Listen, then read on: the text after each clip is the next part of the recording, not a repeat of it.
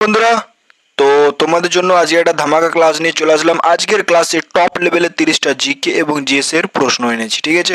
GK এবং GS এর, ঠিক আছে?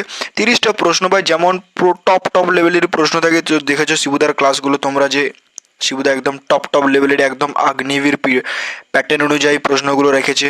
তাহলে চলো ক্লাস শুরু করা যায়। দেখো প্রথম কোশ্চেন কি বলেছে আমাদের, দেখো বিখ্যাত হর্নবিল উৎসব ভারতের কোন রাজ্যে পালিত হয়? তাহলে কোন রাজ্যে পালিত হয়, এক নম্বরের অ্যান্সার কি হবে? Option B, Nagaland. তাহলে এটার অ্যান্সার কি হচ্ছে? এটার অ্যান্সার হচ্ছে আমাদের অপশন বি। চলো পরবর্তী কোশ্চেন যাওয়া যাক। 2 নম্বর কি বলেছে, ইলোর গুহা কোন রাজবংশের আমলে তৈরি হয়েছিল? তাহলে ইলোরা গুহা কোন রাজবংশের আমলে তৈরি হয়েছিল বলতে পারবে? যে ইলোরা গুহা কোন রাজবংশের আমলে তৈরি হয়েছিল? একটা ভালো কোশ্চেন। তাহলে এটার অ্যান্সার কি হবে বলো? 2 নম্বরটার অ্যান্সার হয়ে আমাদের অপশন বি, রাষ্ট্রকূট। এটার অ্যান্সার হচ্ছে আমাদের অপশন বি। চলো পরবর্তী কোশ্চেন যাওয়া যাক। এরপরে 3 নম্বর কি বলেছে, ভারতের কোন রাজ্যটি ভাষাগত ভিত্তিতে প্রথম গঠিত হয়? তাহলে ভারতের কোন রাজ্যটি ভাষাগত ভিত্তিতে প্রথম গঠিত হয়, এটা নিশ্চয়ই বলতে পারবে। তো 3 নম্বর অ্যান্সার কি হয়েছে? 3 নম্বর অ্যান্সার হয়ে যাচ্ছে আমাদের অপশন সি, অন্ধ্রপ্রদেশ। চলো পরবর্তী কোশ্চেন যাওয়া যাক। এরপরে দেখো 4 নম্বর কোশ্চেন কি বলেছে, কততম সংবিধান সংশোধনীর মাধ্যমে পঞ্চায়েতি রাজ্য ব্যবস্থা আইন স্বীকৃতি পায়? তাহলে 4 নম্বর অ্যান্সার কি বলো? 4 নম্বর অ্যান্সার হয়ে যাচ্ছে আমাদের অপশন সি, 73তম। চলো পরবর্তীতে দেখো কি বলেছে আমাদের, বিশ্ব বাণিজ্য সংস্থা মানে ডাব্লিউটি এর সদর দপ্তর কোথায় অবস্থিত? তাহলে 5 নম্বর অ্যান্সার কি বলো? C, Geneva. চলো পরবর্তী কোশ্চেন যাওয়া যাক। তাহলে দেখো এটা কি বলেছে, দেখো এটা কি বলেছে আমাদের, যে ইলেকট্রনিক সিটি অফ ইন্ডিয়া কাকে বলা হয়? তাহলে 6 নম্বরের অ্যান্সার কি হবে? ইলেকট্রনিক সিটি অফ ইন্ডিয়া কাকে বলা হয়? তাহলে 6 নম্বরের অ্যান্সার কি হবে বলো? অ্যান্সার বি, বেঙ্গালুরুকে। চলো এরপরে দেখো পরবর্তী যা যা 7 নম্বর কি বলেছে, দেখো ভারতের প্রথম লোকসভা নির্বাচন কত সালে অনুষ্ঠিত হয়েছিল? তাহলে কত সালে অনুষ্ঠিত হয়েছিল? 7 নম্বরের অ্যান্সার কি হবে বলো? অ্যান্সার হয়ে যাচ্ছে আমাদের অপশন সি। চলো পরবর্তী কোশ্চেন যাওয়া যাক। এরপরে দেখো 8 নম্বর কোশ্চেন কি বলেছে, বিখ্যাত উপন্যাস গোরা কার লেখা? এরপর দেখো 8 নম্বর অ্যান্সার কি হচ্ছে? 8 নম্বর অ্যান্সার হয়ে যাচ্ছে আমাদের অপশন সি, রবীন্দ্রনাথ ঠাকুর। এরপর দেখো 9 নম্বর অ্যান্সার কি বলেছে, 9 নম্বর অ্যান্সার কি হবে বলো? ভারতের শেষ ভাইসরয় কে ছিলেন? ভারতের শেষ ভাইসরয় কে ছিলেন? তাহলে 9 নম্বর অ্যান্সার হয়ে আমাদের অপশন বি, লর্ড মাউন্টব্যাটেন। চলো এরপরে দেখো পরবর্তীতে যাওয়া যাক। 10 নম্বর কি বলেছে, দেখো কত সালে ভারতের রাজধানী কলকাতা থেকে দিল্লিতে স্থানান্তরিত হয়? 10 নম্বর অ্যান্সার কি হবে? 10 নম্বর অ্যান্সার হয়ে যাচ্ছে আমাদের অপশন বি, 1911 সালে। চলো পরবর্তী কি বলেছে, দেখো 11 নম্বর কি বলেছে, দেখো দেখো ভাই, পিভট শব্দটি কোন খেলার সাথে যুক্ত? তাহলে পিভট শব্দটি কোন খেলার সাথে যুক্ত? 11 নম্বর অ্যান্সার কি বলে? 11 নম্বর অ্যান্সার হয়ে আমাদের অপশন বি ভাই, ঠিক আছে, বাস্কেটবল। চলো পরবর্তী কোশ্চেন যাওয়া যাক। এরপরে দেখো আমাদের 12 নম্বর কোশ্চেন কি বলেছে, ভারতের প্রথম মহাকাশচারী রাকেশ শর্মা কত সালে মহাকাশে গিয়েছিলেন? তাহলে 12 নম্বর অ্যান্সার কি হবে? 12 নম্বর অ্যান্সার হয়ে যাচ্ছে আমাদের অপশন বি, 1984। চলো এরপর দেখো 13 নম্বর কোশ্চেন কি বলেছে, কালো গান্ধী নামে কে পরিচিত ছিলেন? তাহলে কালো গান্ধী নামে কে পরিচিত হলেন? 13 নম্বর অ্যান্সার কি হবে বলো? Option B. আর বি ফর আমাদের কি হবে বলো? বাহুবলী। এটা তোমরা নিশ্চয়ই জানো। চলো এরপরে দেখো আমাদের 14 নম্বর কোশ্চেন, আর এ ফর কি আসছি কি তু হে মেরি। তাহলে ভারতের বৃহত্তম মিষ্টি জলের হ্রদ কোনটি? তাহলে ভারতের বৃহত্তম মিষ্টি জলের হ্রদ কোনটি? 14 নম্বর অ্যান্সার কি বলো? সি, উলার হ্রদ। চলো এরপরে দেখো পরবর্তী কোশ্চেন কি বলেছে, 15 নম্বর কোশ্চেন, ভারতের সংবিধানে মোট কতগুলি তপশিল আছে? তাহলে কতগুলি তপশিল আছে? 15 নম্বর অ্যান্সার কি হবে বলো? 15 নম্বর অ্যান্সার হয়ে যাচ্ছে আমাদের অপশন সি, 12টি। চলো এরপরে দেখো কি বলেছে, 16 নম্বর কোশ্চেন, মানব দেহের সব থেকে বড় লসিকা গ্রন্থি কোনটি? তাহলে কোনটি বলো? 16 নম্বর অ্যান্সার কি হবে? প্লিহা। চলো পরবর্তীতে দেখো কি বলেছে, 17 নম্বর কি বলেছে, আলোর প্রতিসরণ পরিমাপ করার জন্য কোন যন্ত্র ব্যবহার করা হয়? তাহলে কোন যন্ত্র ব্যবহার করা হয়? 17 নম্বর অ্যান্সার কি বলে? 17 নম্বর অ্যান্সার হয়ে আমাদের অপশন বি। চলো পরবর্তীতে যাওয়া যাক। এরপর দেখো আমাদের 18 নম্বর কি বলেছে, মানুষের মেরুদণ্ডে হাড়ের সংখ্যা কত?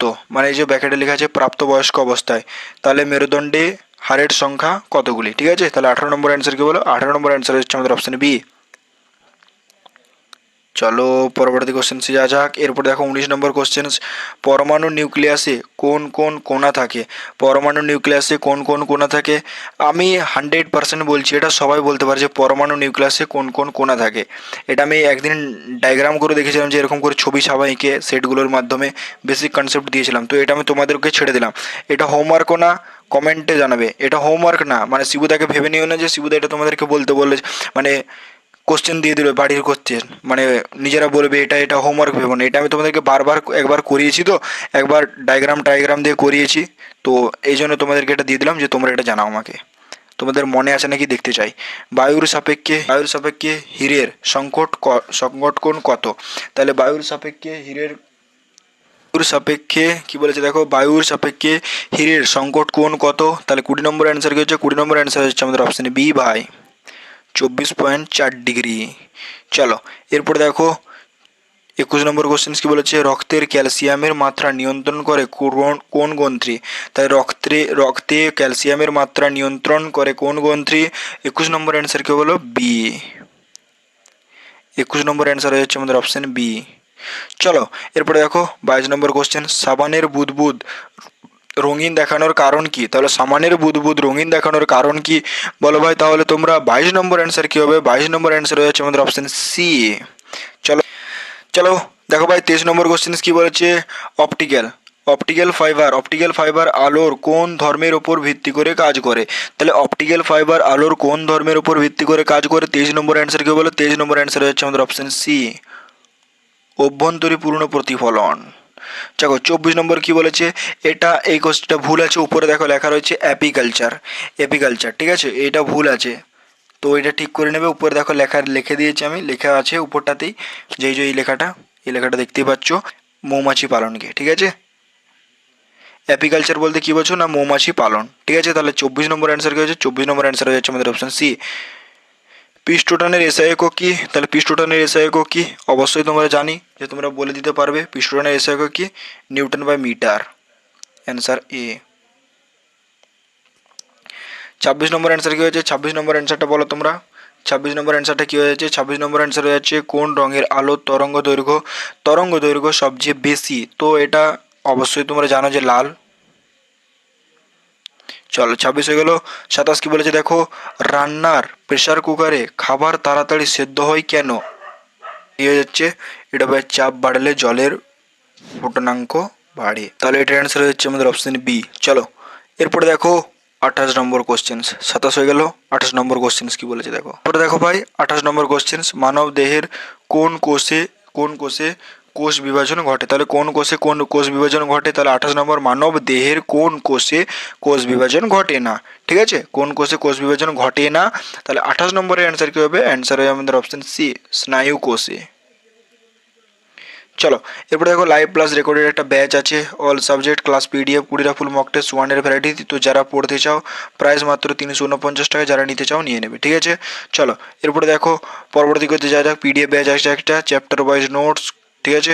তো যারা নিতে চাও নিয়ে নেবে। তার আগে একটা কথাই বলবো, যে যারা সিরিয়াসভাবে পড়তে চাও তারাই নেবে, এক্সট্রা করে যারা পড়বে না ভেবে নিয়েছো তারা নাও না, প্র্যাকটিস সেট করতে থাকো, নোটস যেগুলো দিচ্ছি ওগুলোই করতে থাকো। নর্মালি যারা এক্সাম দিতে যাবে ভাবছো তারা দিয়ে এমনি করতে থাকো, ঠিক আছে, কোনো সমস্যা নেই।